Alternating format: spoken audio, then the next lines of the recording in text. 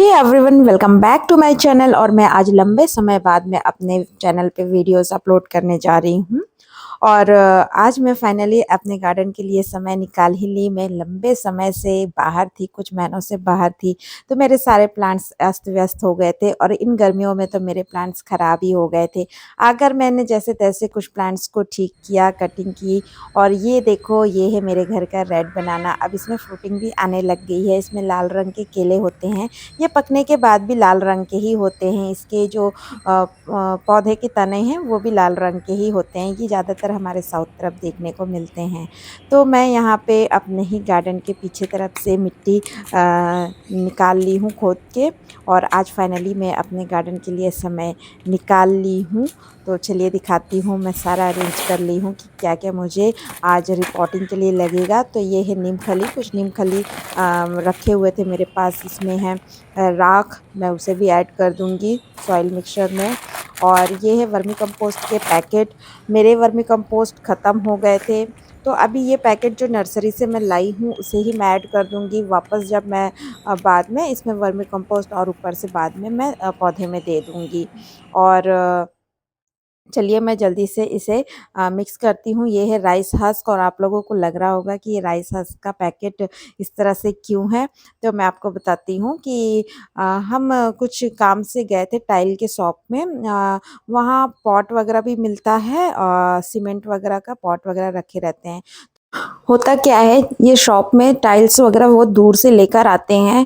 तो लॉरी में जब लेके आते हैं ना, तो पैकेजिंग के लिए वो लोग राइस हस्क का इस तरह से पैकेट करके यूज़ करके उनके पास आता है टाइल्स, जिससे टूटे ना।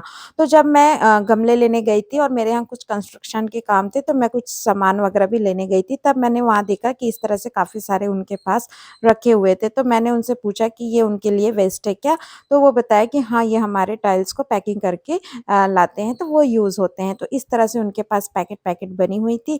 तो वो कुछ फ्री में मेरे को दे दिए। जब मैं उनसे काफ़ी सारे कुछ-कुछ सामान ली, तो वो मुझे दे दिए थे। तो इस तरह से मुझे ये राइस हस्क वहाँ से मिल गए। और दुकान में उनके लिए ये वेस्ट भी थी। तो इस तरह से मैं जो अपने पुराने जो मेरे हैंगिंग बास्केट्स के सारे प्लांट्स मेरे ख़राब हो गए थे, बिल्कुल शेप में नहीं थे, तो मैं उसको वापस से कटिंग्स लगा रही हूँ। और वैसे भी हैंगिंग बास्केट की मिट्टी भी ख़राब हो चुकी थी, तो मैं इसमें नई मिट्टी मिक्सचर ऐड करके इसमें लगा रही हूँ, क्योंकि जो इसकी ड्रेनेज होल है वो भी अच्छी तरह से नहीं हो रही थी, क्योंकि काफ़ी समय से लगी हुई थी, तो वो भी जाम हो गई थी। तो इस तरह से अगर हम बीच में हैंगिंग बास्केट की मिट्टी को भी निकाल कर वापस नया लगा देते हैं, तो हम लोग की जो प्लांट है बहुत अच्छी तरह से ग्रो होती हैं। और जो हैंगिंग बास्केट का जो प्लांट्स का शेप है वो भी बहुत अच्छी तरह से आता है। हम कटिंग वगैरह कर देते हैं तो देखने में बहुत अच्छा लगता है। तो जो मेरे कुछ हैंगिंग बास्केट्स के कटिंग थे, कुछ अ, इसके रूट्स के साथ कटिंग्स थे, तो उस तरह से मैं लगा दे रही हूँ। ये कुछ ही दिनों में बहुत अच्छी तरह से ग्रो हो जाएँगे। वैसे भी मानसून का समय है, इस समय तो कटिंग्स लगाने का भी समय है। हमारे प्लांट्स में कटिंग-छटिंग करने का समय होता है, प्लांट्स को मेंटेन करने का समय होता है। और उसके बाद तो हम अपने पौधों में खाद भी नहीं दे सकते जब ज़्यादा बारिश होने लगती है। वैसे तो हमारे साउथ में थोड़ा लेट से ही बारिश होती है। और इस तरह से मैं नर्सरी से कुछ नए प्लांट्स भी लेकर आई थी, क्योंकि इस गर्मी में मेरे जितने भी हिबिस्कस के प्लांट्स थे और मैंने कटिंग से रेडी भी किया था, जैसे कि मैं अपने पिछले लॉन्ग वीडियो में आप लोगों को काफ़ी दिखाई हूँ कि मैं अपने कटिंग्स भी लगाई थी, जो बहुत अच्छी तरह से ग्रो हो रही थी। खासकर हिबिस्कस मेरे पास एक भी नहीं बचे, तो मुझे हिबिस्कस के प्लांट्स लेकर आने ही पड़े, क्योंकि मुझे हिबिस्कस के प्लांट्स बहुत पसंद है, क्योंकि ये परमानेंट फ्लावरिंग प्लांट होते हैं। तो गार्डन में हिबिस्कस के प्लांट्स होने तो मेरे को बहुत ज़रूरत होती है। देखने में अच्छा लगता है, क्योंकि ये हमेशा फ्लावरिंग देते रहते हैं। और सबसे बड़ी बात चैलेंज की ये होती है, जब भी हम नर्सरी से ये हाइब्रिड की हिबिस्कस प्लांट लेकर आते हैं, तो उसमें नेट लगे होते हैं। तो ये नेट निकालना सबसे चैलेंज का काम होता है। बहुत पेशेंस से इस नेट को निकालना पड़ता है, क्योंकि ज़रा सी रूट बॉल छिड़ जाए तो ये प्लांट्स बिल्कुल शॉकिंग में चले जाएंगे।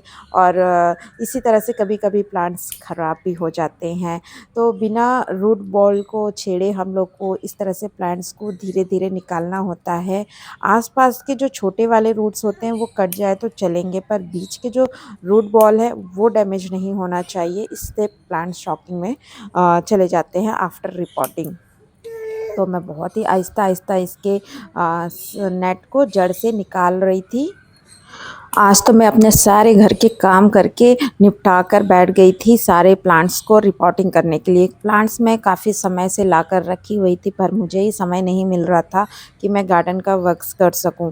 और सुबह का समय मैं अपने गार्डन का वर्क्स कर लूं तो इजी होता है, क्योंकि धूप आने लगता है तो ये हम जो गार्डन का वर्क्स है वो भी नहीं कर पाते हैं, क्योंकि काफ़ी समय लग ही जाती है हम लोगों को सारे मिट्टी को मिलाना, फिर सारे गमलों में डालना।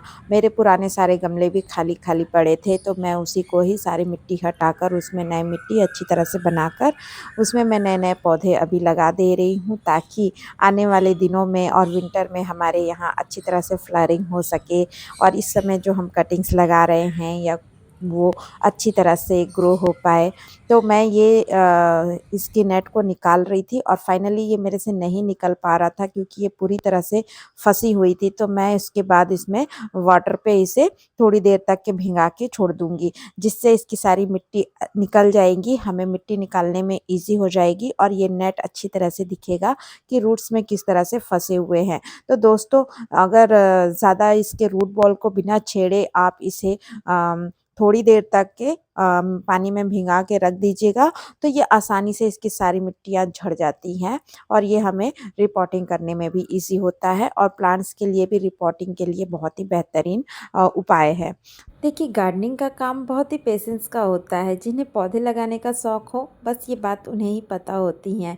जब हम कोई पौधे कटिंग से लगाते हैं और उसमें नई नई ग्रोथ होने लगती हैं, तो देखकर बहुत ही खुशी होती है। जब हम कोई पौधे बीज से लगाते हैं और अंकुरित हो जाती हैं और ग्रोथ होने लगती है, तो उसे देखकर खुशी होती है। अपने गार्डन में नए नए फूलों का खिलना, कलियाँ आना, फ्लावरिंग फ्रूटिंग करना, एक गार्डनर को बस यही तो चाहिए।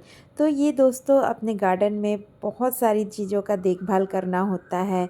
जैसे कि कभी कभी बरसात में कीड़ों का अटैक भी हो जाता है, तो हमें अपने पौधों को कीड़ों से भी बचाना होता है। बीच बीच में हमें अपने पौधे की पत्तियां भी चेक करनी होती हैं। तो दोस्तों, मैं तो सुबह अपने गार्डन में उठते ही साथ अपने गार्डन में जाती हूँ और अपने पौधे को देखती हूँ। अपने पौधे को देखना बहुत पसंद होता है। हमेशा अपने पौधों की पत्तियाँ को उलट पलट करके देखती हूँ, कब नए फूल आए ये सब देखती हूँ। तो दोस्तों, इसी तरह देखिए, बातें करते करते मेरे ये पौधे के भी रूट्स भीग गए और इसमें सारी मिट्टियाँ झड़ गई हैं। अब ये अच्छी तरह से दिखाई दे रही है कि हम इसके नेट बास्केट निकाल सकते हैं। तो इसलिए इस तरह से इसका नेट बास्केट भी निकल गया दोस्तों, और मैं सारे प्लांट्स अब रिपोर्टिंग कर ली हूँ। काफ़ी सारे प्लांट्स थे रिपोर्टिंग करने के लिए, कुछ मैंने किए, कुछ मेरे हस्बैंड ने किए। मेरे हस्बैंड को भी प्लांट्स लगाने का बहुत शौक़ है, तो मेरे लिए आज काम ज़्यादा हो गया था। तो मिट्टी का काम, लाने का काम, पौधे को इधर से उधर करने का काम, सारे मेरे हस्बैंड इसमें हेल्प किए हैं। कुछ दिनों तक मैं ये सारे पौधे को एक साथ इसी जगह रहने दूंगी। जब इसमें अच्छी तरह से ग्रोथ होने लग जाएंगी, तो मैं वापस इसे अपनी जगह में शिफ्ट कर दूंगी। तो दोस्तों, इस तरह से गार्डनर अपने गार्डन में फिर से हरियाली ले ही आता है। मेरे काफ़ी सारे प्लांट्स जो ख़राब हो चुके थे, गमले खाली हो चुके थे, मैं उसमें नए नए पौधे फिर से लगा ली हूँ। और जो कुछ प्लांट्स मेरे सूख गए थे, तो आने के बाद मैं उसे कटिंग कर दी थी, तो नए नए पत्तियाँ उसमें से भी निकलने शुरू हो गए थे। तो दोस्तों देखिए, ये कुछ दिनों के बाद का मैं आपको क्लिप दिखा रही हूँ कि ये बिल्कुल भी शौक पे नहीं गए। ये हिबिस्कस अच्छी तरह से ग्रो हो गए और इसमें एक फूल भी खिलना शुरू हो गया है। और बाकी मैं आपको दूसरी वाली हिबिस्कस दिखाती हूँ। ये भी बिल्कुल नहीं मुरझाया। ये कुछ दिनों के बाद का क्लिप है फ्रेंड्स। और इसी तरह अपने बागवानी का आप लोगों के लिए वीडियोस लाते रहूँगी। और जो भी फ्रेंड्स मेरे चैनल को सब्सक्राइब नहीं किए हैं दोस्तों, तो प्लीज़ मेरे चैनल को सब्सक्राइब कर लीजिए और वीडियोस को लाइक करना बिल्कुल भी ना भूलें। तब तक के लिए आप लोगों से मिलती हूँ मैं नेक्स्ट वीडियो में। Thanks for watching my video.